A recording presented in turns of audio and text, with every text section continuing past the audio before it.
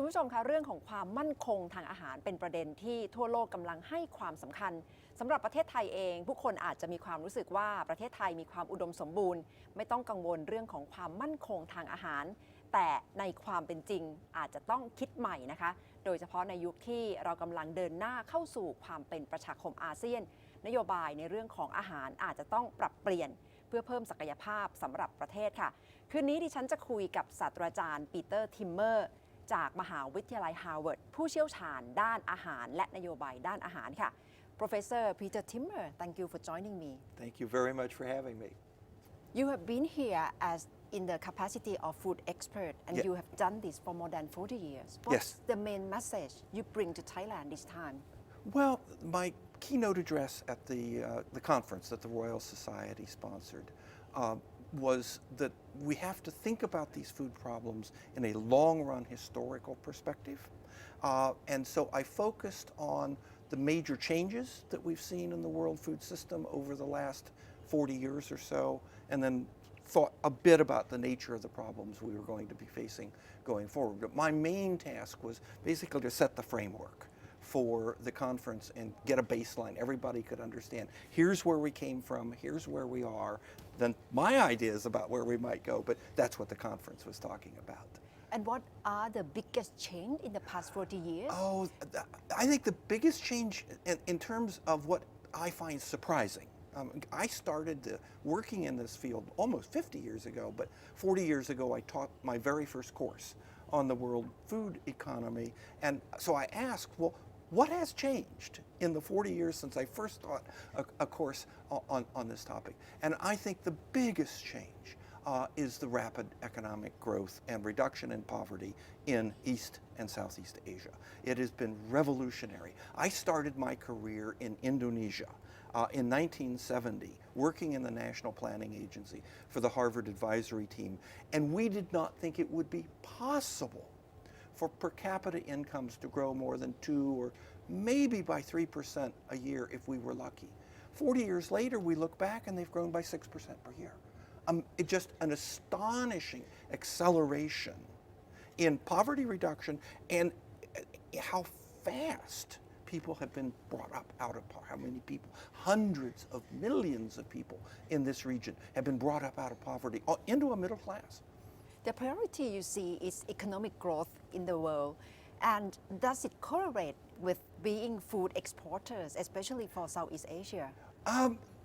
There's no real correlation. If you're lucky enough to have the resource base that allows you to be a food exporter, Thailand, Vietnam, Cambodia is probably going to be a net exporter as well. I think that gives you opportunities in terms of food security that the net importers like the Philippines or Malaysia or Indonesia do not have. On the other hand, Indonesia has grown as fast as anybody in the region as a food importer. I think the question is how you manage the trade relationship. I am very concerned about a withdrawal, country by country, a withdrawal from international trade, trying to be self-sufficient, trying to do their food security on the basis of just their own production. Well, that's bad news. Is that not the right path? I think what we have to do is make sure that we have reasonably efficient production, utilizing our natural resources effectively, and then use trade to do the things we can't do well. And Indonesia ought to be producing 80 or maybe even 90% of its rice, but it should not be producing 100% because the difference in cost for that last 10%, it's $400 versus $800. Why would the poor in Indonesia want $800 rice when they could have it for $400? So what kind of food intervention program that each country in Southeast Asia should initiate? That's the key question, and it's a different answer for each question because their resource base is different. Their histories are different, their cultures are different. So you have to do this country by country. But having said that, there has been a huge payoff to research in agriculture, just developing modern seed varieties, investment in irrigation, water control, investment in rural infrastructure and education, public health. the human capital in the rural environment. The countries that have invested in their rural economies, that doesn't say, oh, self-sufficient in rice. Maybe they're investing in livestock production, in aquaculture, in fruits and vegetables. There's lots of different things that can grow on the farm. You want to do that as efficiently as you can, but all of these countries need to be investing very significantly in their agriculture. We saw a picture today from Jikun Huang in China. China is increasing its agricultural investments 20% per year, and it's already spending more per hectare on agriculture than the United States. There's no other country in the region that even comes close to that. So China's going to leave us behind if we're not careful. For Thailand still celebrates, still very happy with the position of being the world top rice exporter. Well, you're getting Thailand, back be to do happy that. about it. Well, you're getting. What's the position you that shot Thailand yourself should in the keep to? foot. You know, the paddy procurement scheme did not help your position in the world market. You build up some very large stocks. But Thailand is clearly one of the 2 or 3 most efficient producers of rice in the world, and that's at the farm level. You clearly have the most efficient marketing and processing, trading facilities in the world. Anywhere you do that better than anybody else. That is a huge comparative advantage for Thailand. But understand, rice is not that important in Thailand any longer. It's important to the people in terms of production. Your consumption is declining. It's a nice export earner for you, but you're going through a structural transformation here, where the urban economy, where the non-farm rural economy is actually becoming much, much more important than that rice sector. Now, the rice sector is important. The rest of the world really needs Thailand to keep investing in its rice and its rice exports. But Thailand has to start thinking about its future, where rice is not the main driver of the rural economy. Any recommendation for Thailand Well, in fruits and particular? vegetables, livestock, all the things that are aquaculture, all the things that people in a growing middle class want to eat. As they stop eating rice, they reduce that. Rice consumption is going down all through Asia. But what's going up? Consumption of fish, eggs, poultry, meat, dairy, all of those are going up. Fruits and vegetables. If we're going to have healthy diets, if we're going to have nutritionally appropriate diets, we're going to have to eat more fruits and vegetables, maybe not so much meat per se, but good high quality animal protein. Rice is a fine accompaniment to that, but the real income for farmers is going to come from feeding the middle class that diversified diet that they want. Does your argument mean you are very supportive of industrial farming, massive production? Actually, no, not industrial farming. What I'm in support of are what I think we should still be calling small farms, but commercially viable. In Thailand, that would mean 10 to 15 hectares. Not like in the United States. I grew up on a farm, and by the time I left and gave it over to my 2 brothers to farm, we had, in hectares, we had 800 hectares on our farm. And we were not considered a very big farm. We had 20 tractors and 3 workers. So that's not what you want in this part of the world. It's not efficient. The things that we need farmers to be producing, the fruits, vegetables, livestock, aquaculture, these are very management intensive. You need a lot of skill to do that. And you can't apply that management to great big farms. You have to do it on smaller farms. So I would have thought we need to get up to commercial size farms, but we don't want big industrial farms. Those are typically not very efficient. Again, Jikun Huang in his story on China showed that China's already starting to develop some of these large-scale industrial farms, and they have higher costs and lower yields than the farms that are between 7 and 15 hectares. That's almost certainly the optimum for this part of the world. Currently in Thailand, there is debate on how should farmers or agricultural sector in Thailand concentrate on GMO.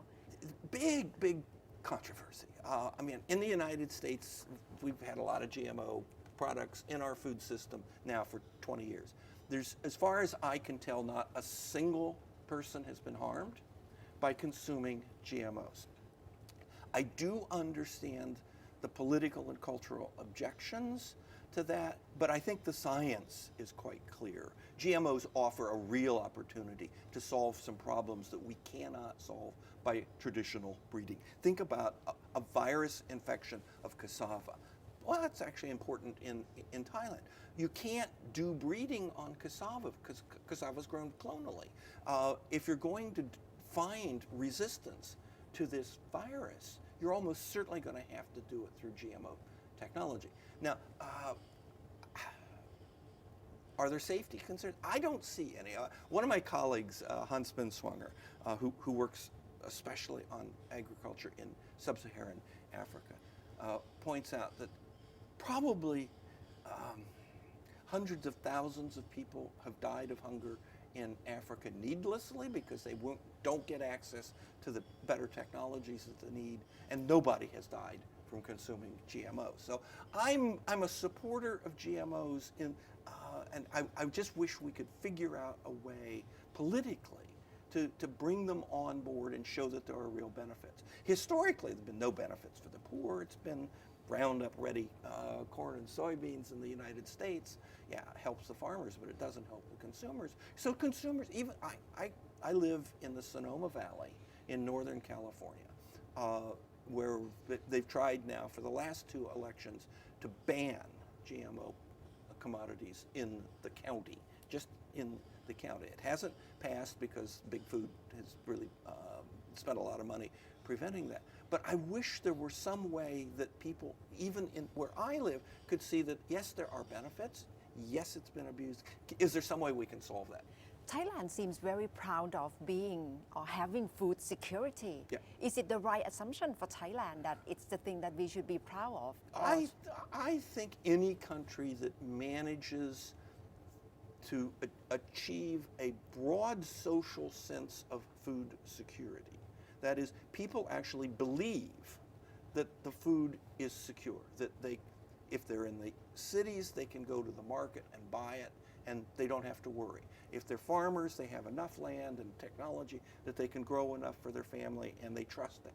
That sense of food security is absolutely essential to the economic development process. There's not one country in the whole history of the world that has been able to sustain high standards of living without food security, without that sense among the population that food is secure. And the reason is really simple. If you don't believe you have the food, you can't think about the future very far. You can't make investments that only pay off 10 or 15 years out. You're speculating, you're hoarding, you're sitting, it changes your whole mentality about how you relate to the economy, and food insecurity is terribly damaging to the economic growth process. And what should the country do more in order to preserve or to maintain food security position? Well, I think there's 2 different dimensions that are really important, not just in Thailand, but especially here. You've pretty much solved the availability dimension of food security. But the other major dimension is access. Do poor households have enough money? Do they have enough land in order to have access to good, nutritious food? Enough. And there, Thailand has quite a good record, but not perfect. I mean, you have a number of households that do not get enough food in quantity, and you have a lot of households that are malnourished, that just not getting the right amount, don't get enough iron, they don't get enough vitamin A, don't get the right vitamins and minerals, maybe not even the quality of protein that would be needed. So there are still some very significant nutritional problems in Thailand that are easy to solve when you have enough food, but you still have to address, you have to have a policy, you have to have interventions, because most people don't know about what's called hidden malnutrition. They don't know that they're not getting enough iron or enough vitamin A. So there's a knowledge dimension to that, but there's a public health dimension, and even doing fortified food can be very important in terms of making sure that everybody gets enough of the key micronutrients as well as calories and fat and protein. Your research seems to suggest that it's also very important to study climate change to ensure food security or food supply. Climate change is the big challenge going forward. I'm no specialist in climate change, but I have some very close colleagues, especially at Stanford University, who are real experts in this and look at the models that play out what they think is going to happen with the climate and interface that with our agriculture models. And so looking at, okay, what's the impact going to be on agriculture in different regions of the world by different scenarios of climate change. And it's scary. It's just plain scary. And it's scary because, as best we can tell, we're already seeing the impact of warming, of global warming. David Lobel at Stanford has done just a fascinating article in Science magazine a year or two ago, where he shows yields for wheat in Europe are 10% lower now because of higher temperatures than they would have been otherwise. Now, they're still a little bit higher because we've had technical change and farmers are getting more efficient. But the point is, we've lost 10% of our productivity because of climate change already. It's a lot. That's a lot. I mean, it's really a big deal if you can increase yields 1 or 2% per year. If you lose 10%, that's cost you five or 6, 7 years of growth. Is the world moving on the right direction? Because the Paris Agreement, the world leaders agree not to raise temperature more than 1.5 Celsius degree. Is it enough? Well, if we can get that, we should be very happy. There was not much talk about agriculture at Paris. There's some on deforestation and the need to, sequester carbon in the soils and in the forests. But I think the big problem, if we can do what the Paris Agreement said, and let's look, I think most of us did not think we were going to get that agreement. We're pretty skeptical. It's clearly a step in the right direction. Lots of problems getting it implemented, of course, but you can't worry about implementation until you have the agreement in the first place. So I think it's a pretty big deal. I really do. I hope now that people will step back and say, oh, where does agriculture fit in this? Let's do, in a sense, a second round of discussions off the main political platform where we really try to figure out, okay, what are the implications for agriculture? How can it contribute to bringing carbon out of the atmosphere? Because sequestering carbon in the soil, we could reduce atmospheric CO2 levels by 100 parts per million. They're now 400. They're trying to get them back to 350. But if we did really carbon-intensive agriculture, that is, putting carbon in the soil, doing the cropping systems that regenerate the health of the soil, doing the reforestation. But agriculture and forestry combined could lower atmospheric CO2 levels by 100 parts per million over the next 20 years. That would solve the problem. So we need to start thinking about where agriculture is going to fit. Most of the discussion of agriculture in the last couple of years has been, oh, agriculture is a big contributor. I mean, we cut down the forests, cattle have methane gas, rice paddies release methane to the atmosphere, and methane is just as much worse greenhouse gas than carbon dioxide. And so there's been a lot of talk about, well, agriculture is part of the problem. Now, actually, we have to start thinking about agriculture as being part of the solution. And it's going to take a slightly different approach to agriculture. You can't just mine the soil and dump fertilizer on. You're going to have to really worry about the health of the soil. You're going to have to worry about how much carbon content is in there. Does it go together between getting agriculture right in terms of policy and stimulate economic growth? Do these two things have to go together? I think they have to go together. They're simultaneous. I get in trouble with my econometrically oriented colleagues by claiming that agriculture causes the rest of the economy to grow more rapidly. I think the evidence is very clear that it does, but it's also very clear that the rest of the economy stimulates agriculture. You can't have a dynamic agriculture unless you have a dynamic non-agriculture. The cities have to absorb all the food that you're growing. So it's a two-way thing. It's simultaneous, but you have to do both. But it seems the world is moving on to industrial production, to service sector, and agriculture seems to be left behind. Well, I wrote a monograph called A World Without Agriculture, the structural transformation in historical perspective. And it points out that every single country that has sustained this pathway out of poverty did it by making agriculture more productive, but a much, much smaller share of the economy. In the United States, which has, I think, a pretty successful agriculture, we have more lawyers than we have farmers. We have more dry cleaner establishments than there are farms. So at one level you'd say, well, agriculture is just totally irrelevant to the U.S. economy. And in some sense, that's right. But in another sense, it's completely wrong. Because if you don't have the food, if you don't have the productivity, then you don't have the food security and you lose it. What does the world should do more? What should the world do more in terms of end poverty and hunger by 20 and 30? Oh, boy. Well, first of all, I think the UN adopted the Sustainable Development Goals in October, and that's where end hunger, end poverty by 2030. That's been agreed to now by 181 countries. There's a level of political commitment there that is at least as strong as the climate change commitment that came in Paris. So I think that has to be the good news, that there's really serious political attention to doing this. The UN thinks it's possible. Bill Gates, who has enormous influence in this arena because the Bill and Melinda Gates Foundation is the biggest external funder of agricultural research and good policy. And you are advisor of the foundation. I've retired from that now.